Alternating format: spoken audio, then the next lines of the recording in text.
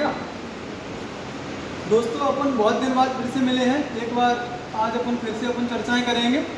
तो आज अपन बताने वाले हैं कि एमपीपीएससी कुछ बच्चों की डिमांड थी और कुछ बोल भी रहे थे कि एमपीपीएससी का थोड़ा बहुत बेसिक बताएं।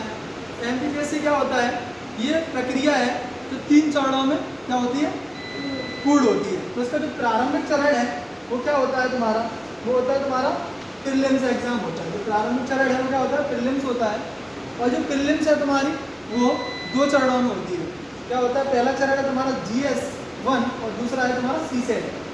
तो GS1 और CSET, कुछ बच्चे बोलते हैं सर GS1 का क्या है और CSET का क्या योगदान रहता है। कुछ लोग बोलते हैं कि CSET पढ़ना है, कुछ बोलते हैं CSET नहीं पढ़ना। तो CSET उनको पढ़ना है जिन लोगों ने, इसमें 2 परीक्षाएं होती हैं, एक होता है सिविल वाला, एक होता है फॉरेस्ट वाला। ठीक है, तो जो व्यक्ति सिविल दे रहे हैं उनको GS केवल 40% तक करना होता है, 40 नंबर लाने को 100 में से। और जो फॉरेस्ट दे रहे हैं उनको CSET पढ़ना पड़ता है। क्यों पढ़ना पड़ता है, क्योंकि उनकी मेरिट बनती है। ठीक है, उनकी मेरिट बनती है, उसको CSET भी पढ़ना पड़ता है। किनको, तो फॉरेस्ट का एग्जाम देते हैं।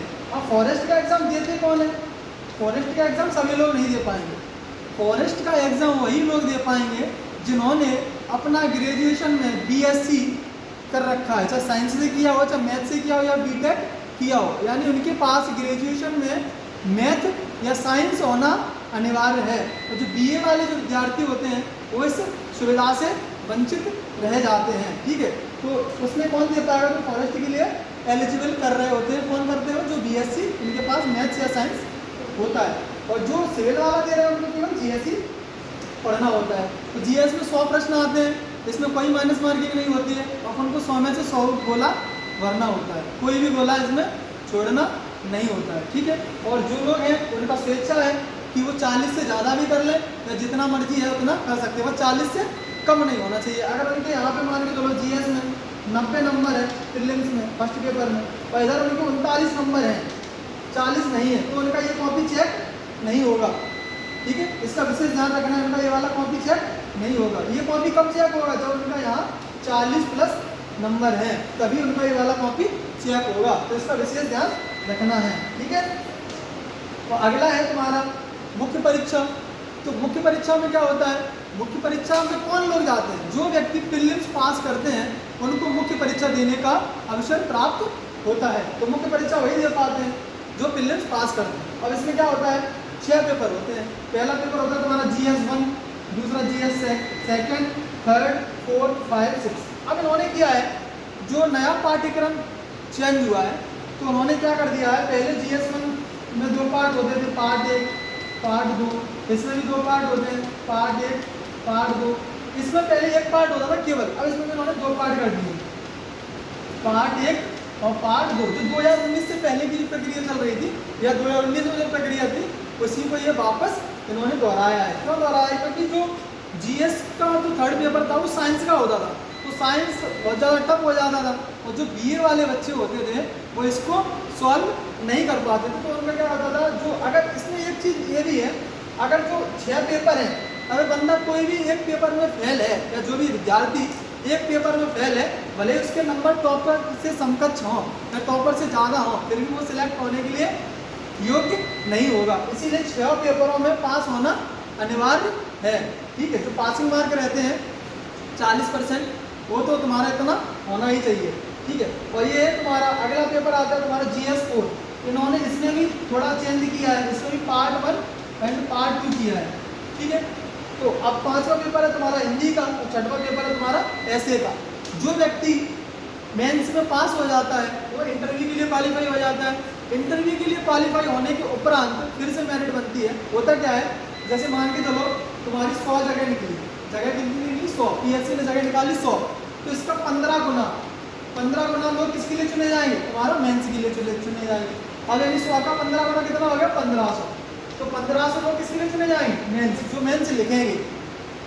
अब इसका 100 का कितना गुना होता है, 3 गुना।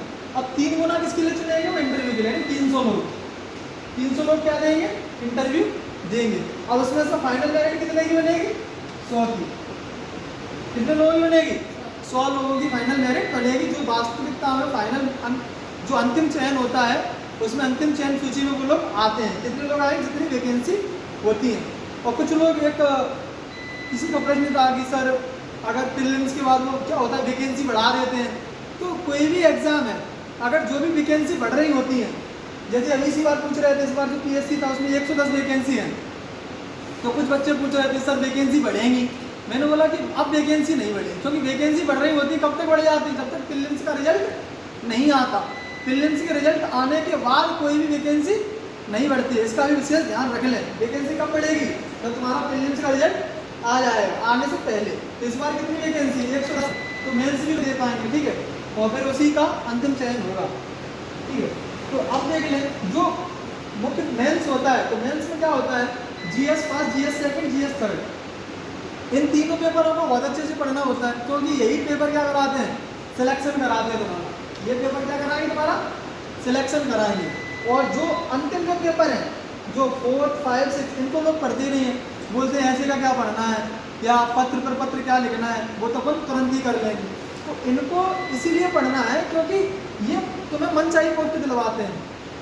इधर मान के चलो तुम तीनों में पास हो जाओगे, और जो स्कोरिंग पेपर होते हैं first, third, fourth, fifth, six, ये स्कोरिंग पेपर होते हैं। यहाँ तुम 200 में से ला सकते हो, 150 के समथिंग नंबर लेके आ सकते हो, ठीक है, और काफ़ी सरल भी होते हैं, मतलब इनमें मेहनत भी तुम्हें कम करनी होती है, ठीक है। तो फर्स्ट पेपर में 2 होता है, पहला हिस्ट्री का रहता है और ज्योग्राफी का रहता है दूसरा पार्ट। GS सेकंड पॉलिटी का रहता है और सोशियोलॉजी, इसमें शायद लोक प्रशासन भी है, ठीक है। और जो थर्ड पेपर है उसमें इकोनॉमी कर दिया है उन्होंने पार्ट ए में, और पार्ट बी में कर दिया साइंस। साइंस में तुम्हारा फिजिक्स, केमिस्ट्री, बायोलॉजी, कंप्यूटर वगैरह सारी चीज़ें इसमें पूछी जाएगी। और GS फोर्थ, इन्होंने ये सुधार किया है, इस बार चेंज किया है। तो GS वर्ग का जो फर्स्ट पार्ट है वो बुद्धिमत्ता है, और सेकंड पार्ट है वो नीति शास्त्र का, ठीक है। इसको भी 2 पार्टों में बांटा गया है। और GS 5 जो हिंदी का है, इसमें हिंदी पढ़ना होगा। और जो GS 6 है, इसमें ऐसे तो है ही तुम्हारे, इसमें 2 ऐसे लिखने को मिलेंगे। पहला तुम्हारा 1000 शब्द का आएगा जो 50 अंक का होगा, और दूसरा होगा तुम्हारा 500 शब्द का, ये 25 अंक का होगा। और जो तीसरा होगा तुम्हारा ये 25 अंक का आएगा। और इसमें क्या होगा, इसमें ऐसे नहीं होगा, इसमें तुम्हें 2 पत्र पर पत्र लिखना होंगे। या तो तुम्हारा पत्र होगा जो भी मिल जाए, भैया परिपत्र या अधिसूचना, जो भी चीज़ें हों वो तुम्हें लिखना होगा। ये दोनों ही 12.5 के होते हैं, 2 क्वेश्चन आएंगे। तो ये इस प्रकार से तुम्हारे कितने अंक हो जाते हैं, पूरा 25, 25, 50, यानी जो तुम्हारे ऐसे का पेपर होता है कितने अंक का होता है, 100 अंक का होता है, ठीक है। अब इन्होंने पता क्या किया, इस बार उन्होंने एक सुधार ये भी किया है, जो पहले तुम्हारा हिंदी का पेपर होता था वो 3 घंटे का होता था, 3 घंटे का होता था, तो वो काफ़ी छोटा पेपर है। तो उन्होंने इसका क्या कर दिया, टाइम घटा दिया है। और ऐसे का पेपर पहले 2 घंटे का होता था तुम्हारा, ठीक है। अब उन्होंने इसका टाइम बढ़ा दिया, इसका 2.5 घंटे कर दिया है बढ़ा के, और इसका घटा के 2.5 घंटे कर दिया है, ठीक है। इसका पहले 3 घंटे होता था हिंदी वाले। तो ये क्या हो गया, थोड़ा बेसिक जानकारी होगी तुम्हारी, मुख्य परीक्षा में कैसे विषय होते हैं, अपन को फोकस कहाँ करना होता है। ये 3 सब्जेक्ट पर तो करना ही है। अगर ये 3 में से कोई एक पेपर खराब हो रहा है तो तुम्हारा सिलेक्शन नहीं होगा। तो इन तीनों को तो बहुत अच्छे से पढ़ना ही है। उसके बाद 4, 5 और 6 जो पेपर है इनको बहुत अच्छे से पढ़ना है। ये छोटे छोटे पेपर है और अच्छा स्कोर प्राप्त करने में मदद करते हैं, ठीक है। तो इनको भी बहुत अच्छे से अपन को पढ़ना है, ठीक है। तो अपन ने आज जानकारी प्रदान की, क्या क्या किया, प्रीलिम्स में क्या होता है, मेंस में क्या होता है, कितने पेपर होते हैं और साक्षात्कार क्या होता है, ठीक है। तो इन तीनों को मिला के फिर क्या होता है, तुम्हारा फाइनल मेरिट बनता है, उसमें लोग चयन होते हैं। उम्मीद करते हैं आपको जानकारी पसंद आई होगी। मिलेंगे अगले लेक्चर में। धन्यवाद।